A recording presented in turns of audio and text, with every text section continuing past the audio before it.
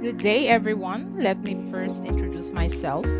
I am Myra Orasaneri, a registered nurse and a licensed professional teacher. I am a secondary teacher at Masole High School. My respect to our gorgeous professor, Dr. Narisa M. Beatriz. My topic is all about learning disability. Learning disability. So what do you mean by this learning disability? This is a disorder in one or more of the basic psychological processes involved in understanding or in using language, spoken or written, which may manifest itself in an imperfect ability to listen, think, speak, read, write, spell, or to do mathematical calculations. The term includes such conditions as perceptual handicaps, brain injury, minimal brain dysfunction, dyslexia, and developmental aphasia.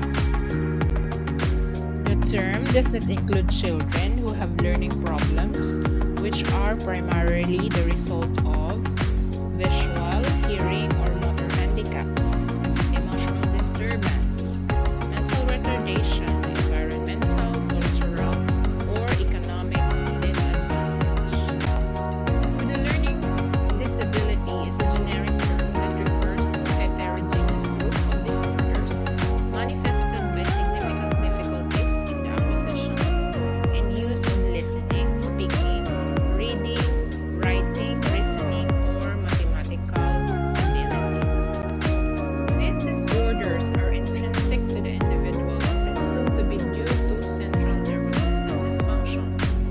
Even though a learning disability may occur concomitantly with other handicapping conditions or environmental influences, it is not the direct result of those conditions or influences. The learning disability refers to a group of disorders that affect a broad range of academic and functional skills, including the ability to speak, listen, read, write, spell, reason, and to organize information. Let's talk about the epidemiology, wherein this is the pattern of disease development.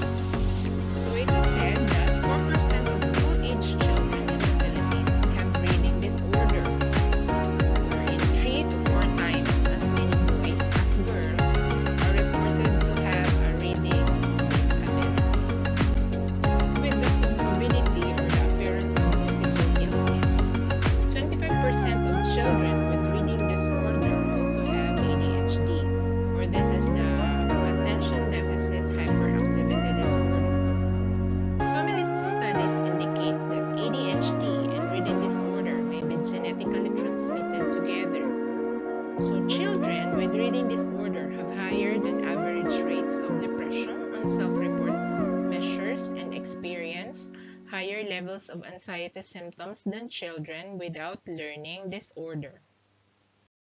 What are the suspected etiologies of this learning disorder or the study of causes? It is said that most accurately described as the neurobiological disorder with a genetic origin. So children with reading disorders are slower than average in naming letters and numbers, even when controlling for IQ. Given that reading disorder is essentially a language deficit, the left brain has been hypothesized to be the anatomical site of the dysfunction. So the ability to identify single words has been linked to chromosome number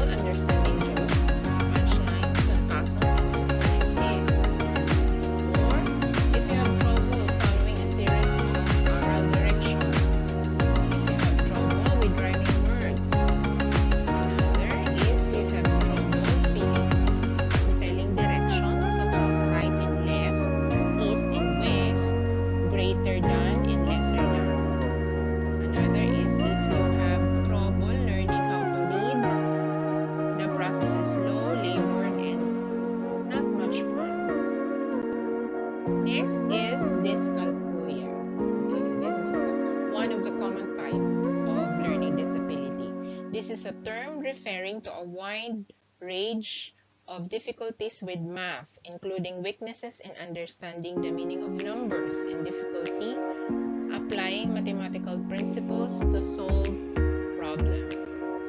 What are these dyscalculia difficulties? The first one is the confusion over math symbols and signs, weakness in visual spatial skills, telling and keeping track of time, frequent reversal of units and tens, example the number 43 and the number 34.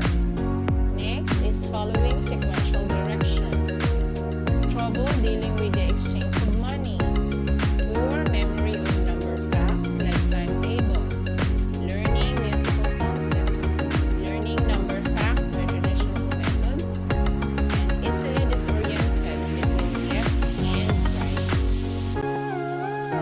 Another type of learning disability is dysgraphia. This is characterized by the person having difficulty converting the sounds of language into written form or knowing which alternate spelling to use for each noun. Dysgraphia is a learning disability that results in unusual and distorted handwriting. So what are the effects of this?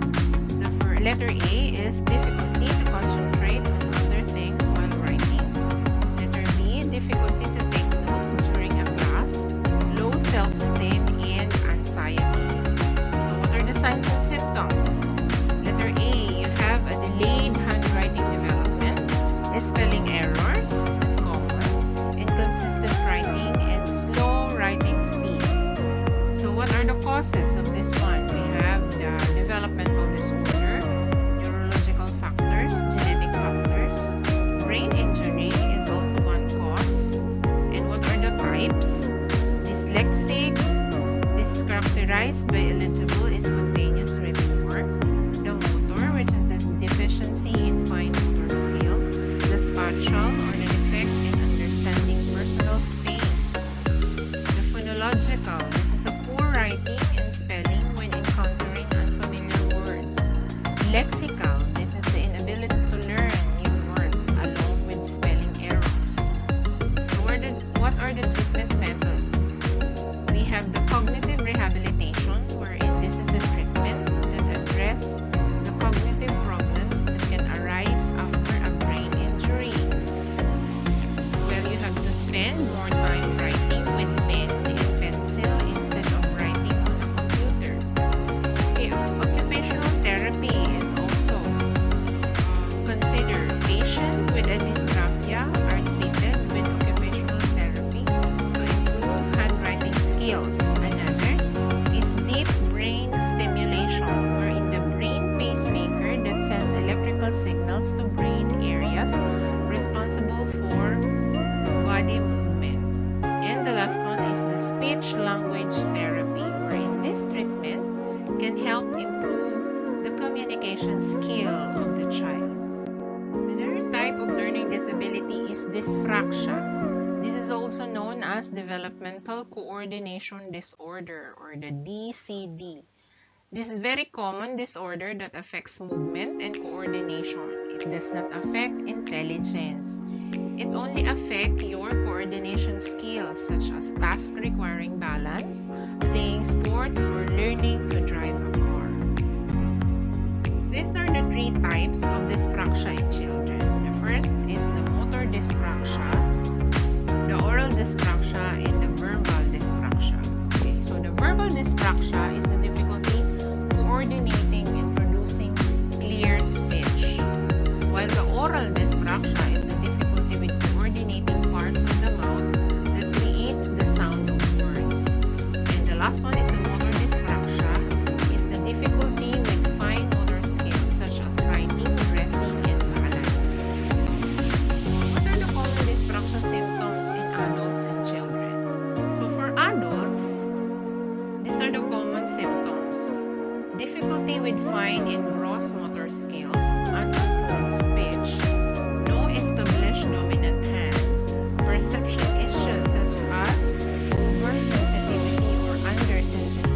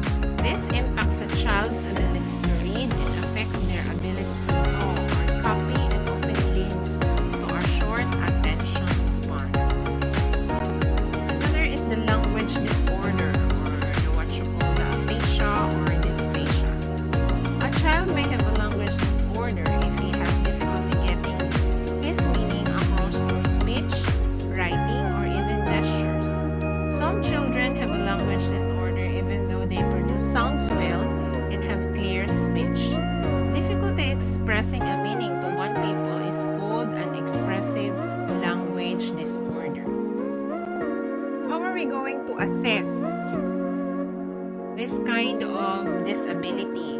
We have two types, the informal assessment and the formal psychological educational assessment. We have three primary types of assessment. The first one is the testing of intellectual or cognitive potential. Next is the testing of information processing or sensory motor abilities that are indicative of a learning disability. And the last one is the assessment of current educational achievement. These are examples of informal assessment. The first is the classroom assessment, systematic observation, file review, and interview. So these are as important as administering formal instruments to determine levels of academic skills for development and identity of strengths and weakness in learning process. Because it is so important to intervene as early as possible, teachers should not wait for formal assessment to occur before they put strategies in place. Assessment to identify a learning disability should integrate information from a number of sources, including the family, teachers, counselors if they are involved, school records, and also the medical records. Once a student has been referred to a formal assessment, a teacher or principal will need to obtain parent permission and assist the student and their parents in understanding what will occur during the formal assessment process. The formal assessment is done by a psychologist. It also involves the usage of tools or instruments.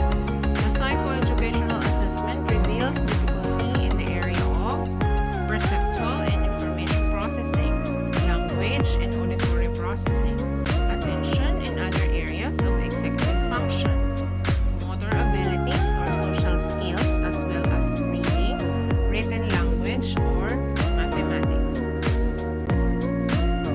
These are some of the tests for dyslexia.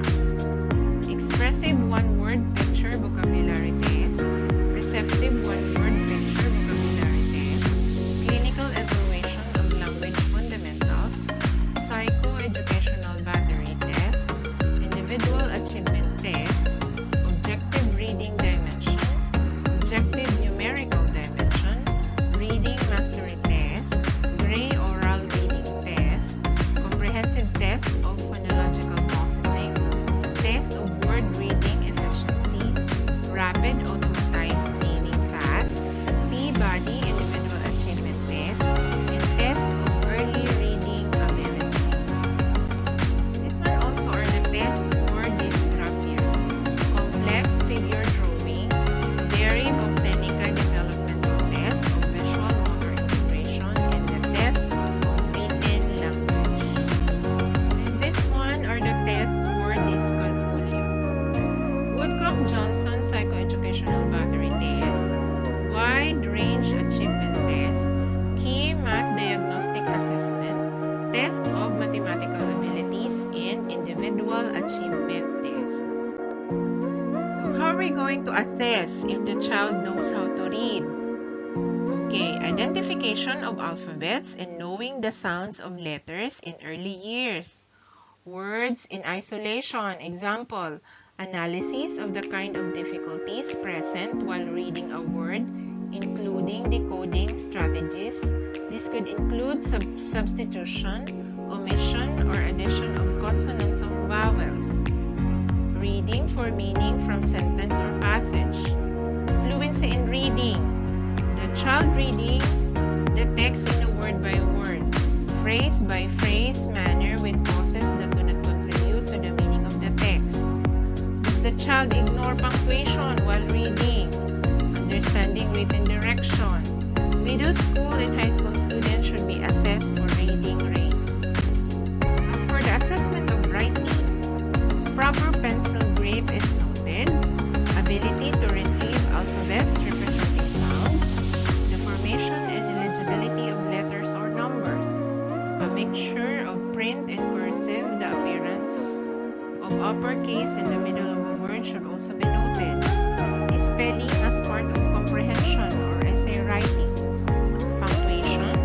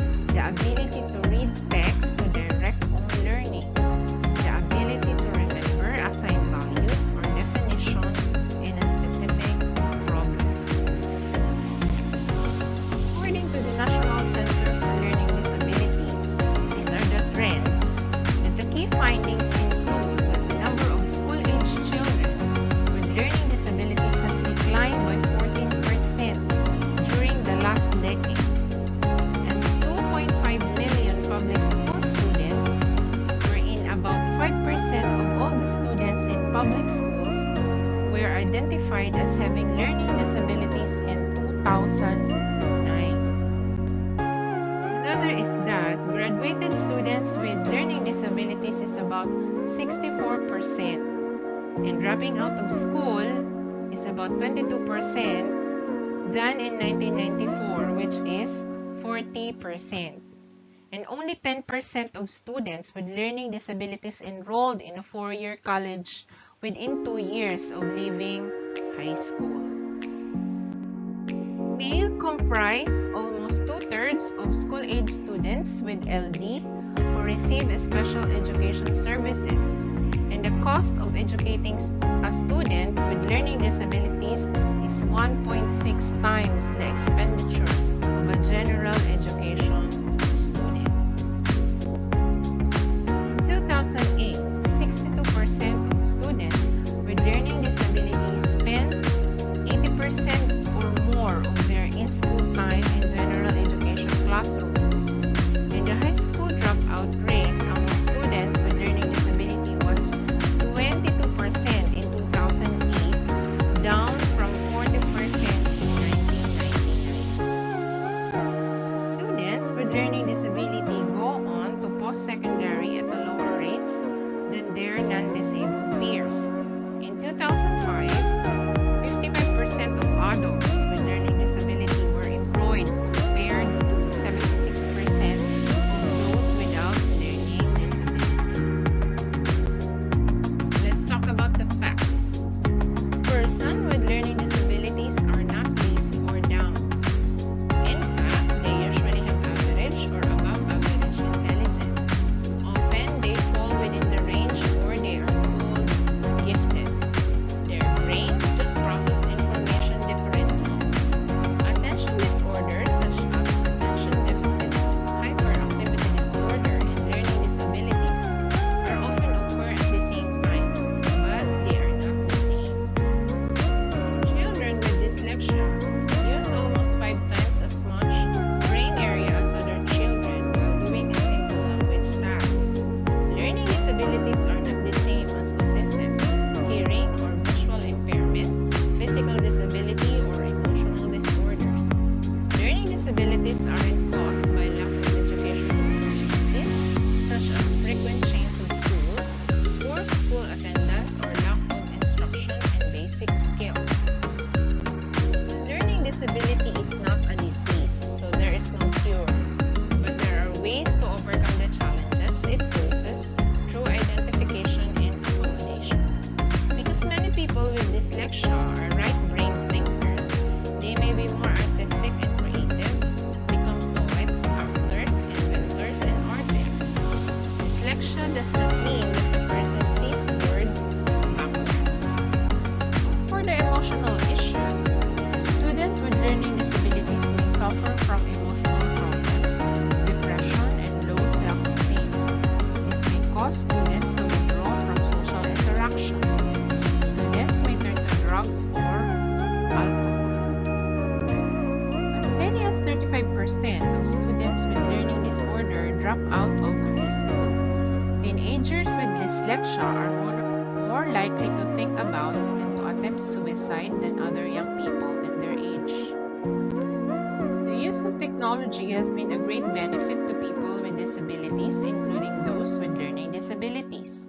The students with learning disabilities are increasingly making use of technology to assist them in achieving academic success, including word processing, the internet, video discs, CD-ROMs, and hypermedia. They can also use computers for writing assignments and should be allowed to use computers so that they can get spelling support through the spelling check program. Students with dyslexia may find that writing assignments are more easily completed on a computer. Consider trying computer software like Cursil 3000, which read textbook and other materials to students.